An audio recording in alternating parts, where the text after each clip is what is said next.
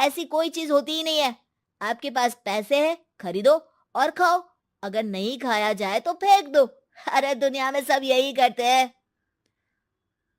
अंकुर bag उठाकर office के लिए चला जाता है, जिसके पीछे उसका बड़ा भाई मायूस सा घर में खड़ा रह जाता है। जिसने बचपन से सोने की चम्मच में खाया हो, उसे दुनिया के बारे में क्या पता होगा। वैसे गलती तो हमारी ही है। अगर कभी बचपन में ही सही गलत का फर्क सिखाया होता तो आज ये हाल नहीं होते। आप फिक्र क्यों करते हैं जी? भगवान है, वो जो भी करता है सबकी भलाई के लिए ही करता है। और जब वो चाहेंगे तो अपनी तरह से अंकुर भैया को भी सब कुछ सिखा देंगे। पत्नी की बात पर विश्वास कर अंकुश भी ऑफिस चला जाता है। सुबह से दोपहर होती है और अंकुर लंच करने ऑफिस के पास वाले रेस्टोरेंट में पहुंचता है, जहां वो एक साथ बहुत सारा खाना ऑर्डर कर देता है। सर, क्या कोई आपको ज्वाइन करने वाला है? नहीं तो क्यों? अब कुछ नहीं सर, ऐसे ही। वेटर चला जाता है और कुछ देर में अंकुर का ऑर्डर लेकर वापस आता है, जिस पर अंकुर सब डिशेस में से थोड़ा थोड़ा खाकर बाकी ऐसे ही छोड़कर बिल देकर चला जाता है। वाह भगवान, तेरी माया। कहीं कोई एक एक टुकड़े के लिए तरसता रहता है और ये 5 लोगों का खाना ऑर्डर करके एक का भी पूरा नहीं खाते। पैसे वालों की माया। वेटर टेबल साफ कर बचा हुआ सारा खाना लेकर रेस्टोरेंट के पीछे घूम रहे बच्चों के पास पहुंच जाता है, जिसे देख बच्चों के चेहरे खिल उठते हैं। वाह, आज इतना सारा खाना आया।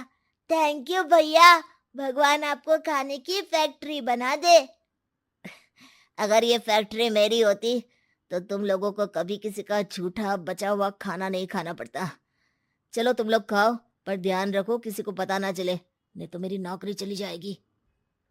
इसी के साथ दिन बीतता है और रात को दोनों भाई एक साथ घर पहुंचते हैं। कुछ देर में सब डिनर करने बैठते हैं, जहां अंकुश अंकुर को समझाने की कोशिश करता है।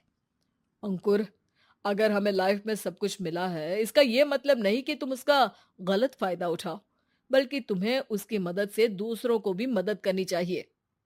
भैया, जिनके पास नहीं है उनकी वजह मैं तो नहीं ना। और ऐसे बहुत लोग हैं जिनके पास सब कुछ है। इसलिए अगर मैं एक इंसान कुछ नहीं करूंगा तो कोई फर्क नहीं पड़ने वाला। तुम्हारे भैया बस एक चीज समझाना चाहते हैं कि जिस चीज की हमारे पास कमी नहीं है, उसे बर्बाद करने से अच्छा है कि लोगों के साथ शेयर करें। इससे हम सिर्फ सामान नहीं, खुशियां भी बांटते हैं, और इसमें तुम्हारा ज्यादा कुछ तो जाएगा नहीं। भैया भाभी की बात सुन अंकुर कुछ बोले बिना उठकर चला जाता है। इसी तरह दिन बीतते रहते हैं, जिसमें अंकुश और प्रियंका कोशिश तो बहुत करते हैं, पर अंकुर पर किसी भी चीज का कोई असर नहीं पड़ता। एक दोपहर अंकुर सैंडविच खाते हुए सड़क के किनारे चल रहा होता है। तभी उसकी नजर आइसक्रीम वाले पर पड़ती है और वो सैंडविच सड़क किनारे फेंक आइसक्रीम खरीदने पहुंच जाता है। अब इसे कहते हैं जिंदगी का सुख। जैसे ही अंकुर आइसक्रीम लेकर पीछे मुड़ता है, तो एक आदमी को सड़क से वही सैंडविच उठाते हुए देखता है। वो आदमी बहुत कमजोर, गरीब, जैसे बहुत दिनों से खाना ना खाया हो वैसा लग रहा था। अंकुर उसके पास जाकर खड़ा हो जाता है। उसे देखकर आदमी सैंडविच अंकुर की तरफ कर देता है। आपको भी खाना है क्या? क्या हम इसे आधा आधा कर ले? मुझे बहुत भूख लगी है। वो मेरा ही झूठा सैंडविच है। तुम दूसरा खरीद कर क्यों नहीं खा लेते? इसे क्यों खा रहे हो? अरे भैया, अगर खरीदने के पैसे होते तो 4 दिन से भूखा नहीं घूम रहा होता। हैं? क्या? तुमने 4 दिन से कुछ नहीं खाया, फिर भी इस आधे सैंडविच को मेरे साथ बांटने के लिए तैयार हो गए? क्यों?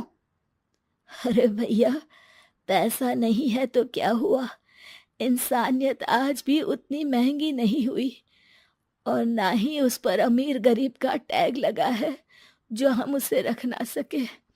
पर अफसोस, आजकल लोगों के अंदर पोषण, खून या विटामिन से ज्यादा इंसानियत की कमी होने लगी है। आदमी की बातों से अंकुर को समझ में आ जाता है कि वो आज तक कितना गलत काम करता आ रहा था। इसके बाद से वो अपनी किसी के साथ शेयर नहीं करने और खाने को बर्बाद करने वाली आदत को छोड़ देता है।